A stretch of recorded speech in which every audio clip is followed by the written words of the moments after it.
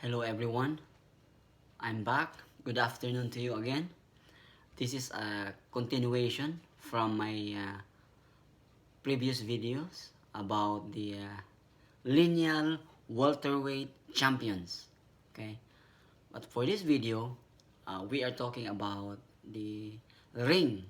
Okay, the Ring Magazine welterweight champions. Okay, from the very first ring champion, welterweight ring champion way back of 1930s to the present, which is the retired Floyd Mayweather.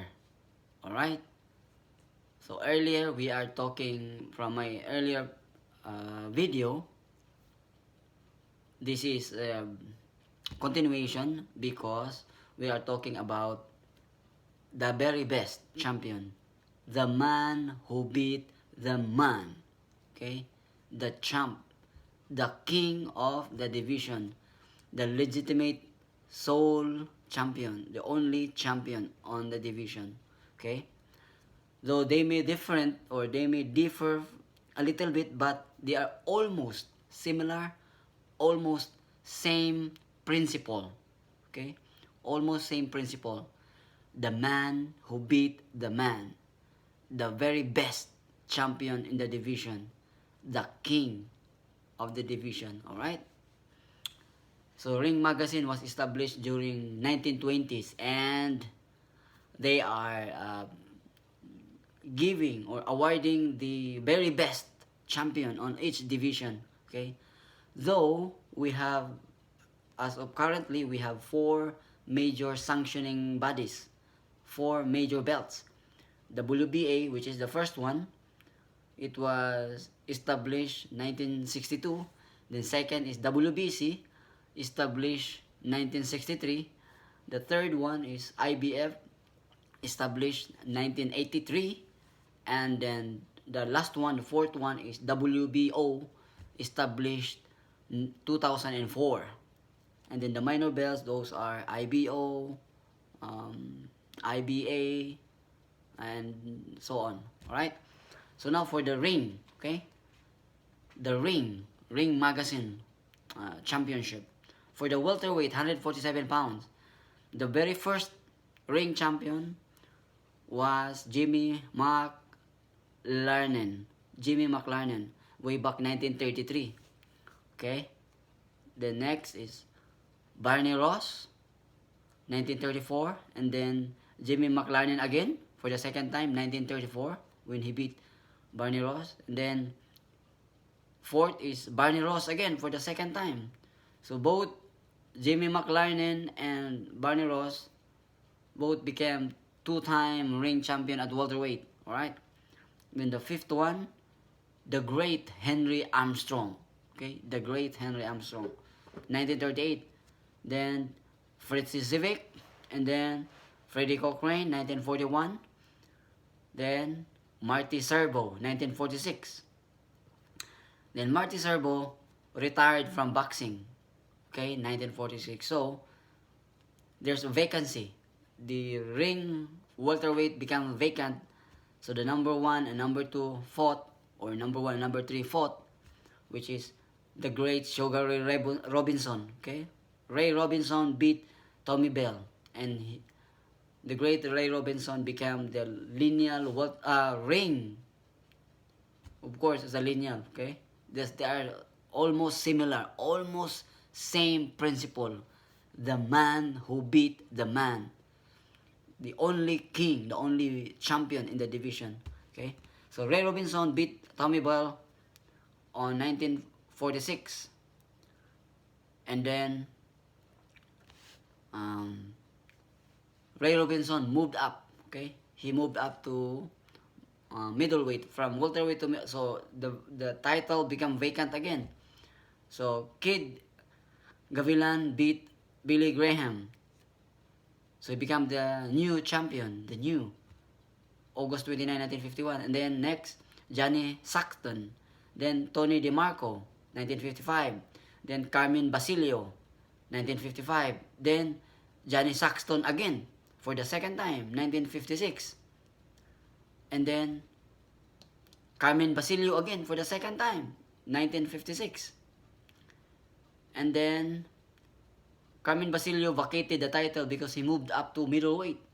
So the welterweight ring champion becomes vacant. So Verhilk Arkens beat Vince Martinez. So he was the new ring welterweight champion, 1958.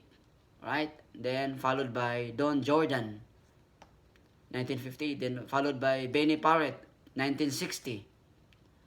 And then Emil Griffith, 1961. And then Benny Parrott again for the second time, 1961, September of 1961. And then Emil Griffith again for the second time, March 24, 1962. Okay? And then Luis Manuel Rodriguez. Okay? And then Emil Griffith for the third time.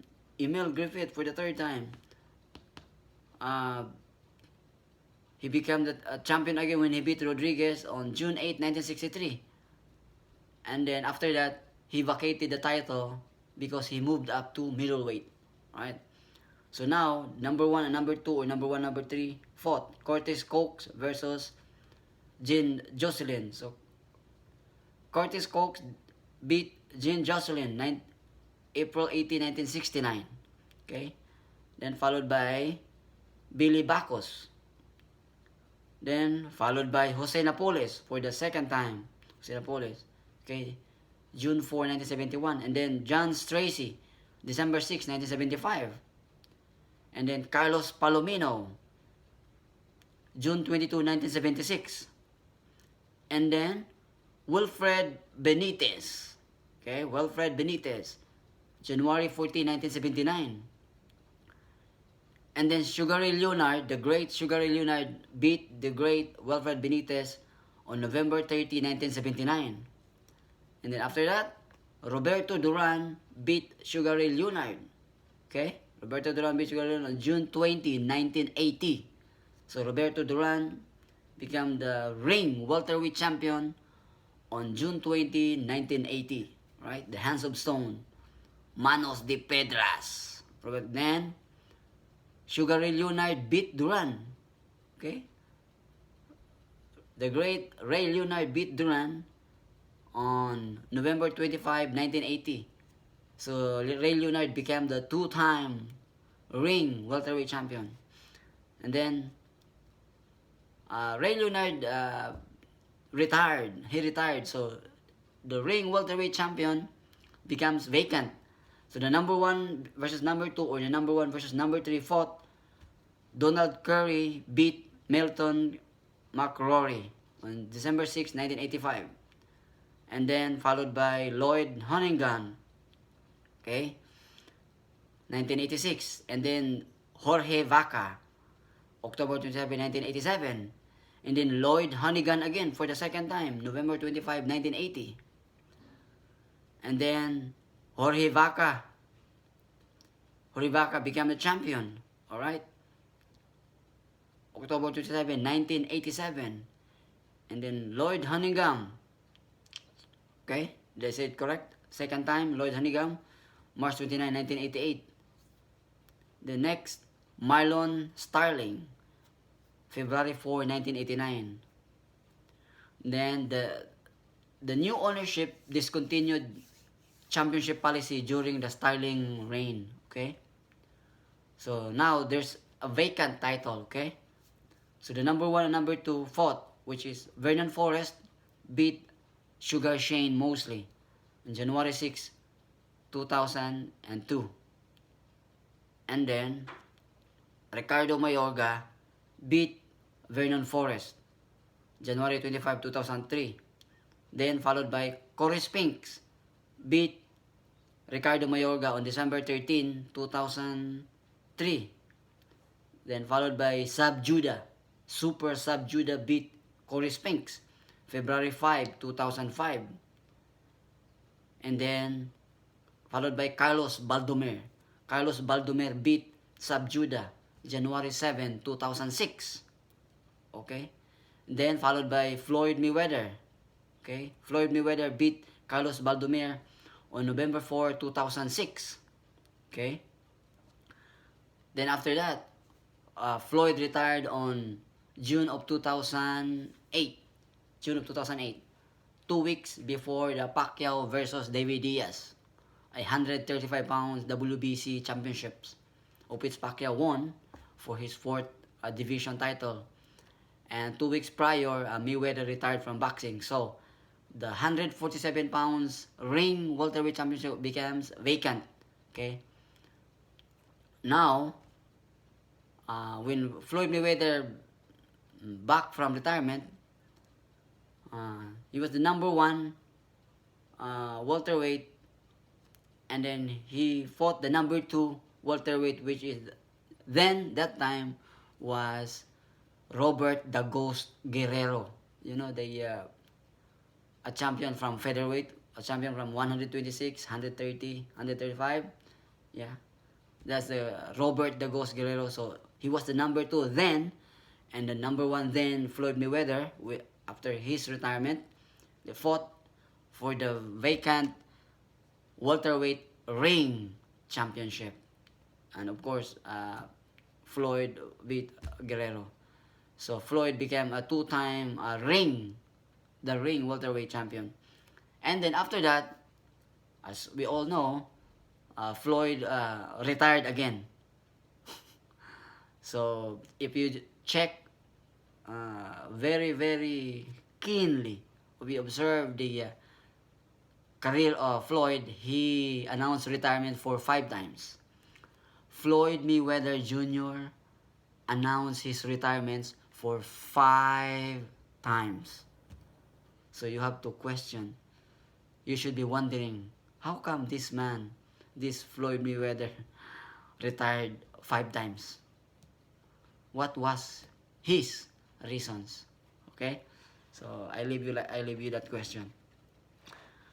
So now, this coming August 21st, 2021, this year, Pacquiao, the number 3 ranked welterweight, and Spence Jr., the number 1 ranked welterweight, they will be fighting for the vacant Ring Magazine welterweight championship title. Okay? And when, okay, not if, when Pacquiao beats Spence, I hope and I pray, with God's grace, by God's grace, when Pacquiao beats Spence, this coming August 21st, 2021, Pacquiao will be the first and only 4-division ring champion. The ring, R-I-N-G, the Bible of boxing. The Ring Magazine is the Bible of boxing. And it was established during 1920s, and they are awarding championship titles, championship belts, way back 1920s to date 2021, and so on. So yeah, in relation to this video, from my previous video, which is the lineal welterweight championship, when Pacquiao beat Errol Spence, of which I hope and I pray, with God's grace, by God's mercy, Pacquiao will be the first and only fighter who won or to become the 6 times lineal champions, okay? 6 times lineal champions in 5 weight divisions when Pacquiao beat Spence this coming August 21st, 2021. Alright? So, like my previous videos earlier, the lineal welterweight champions, I will be in my descriptions below.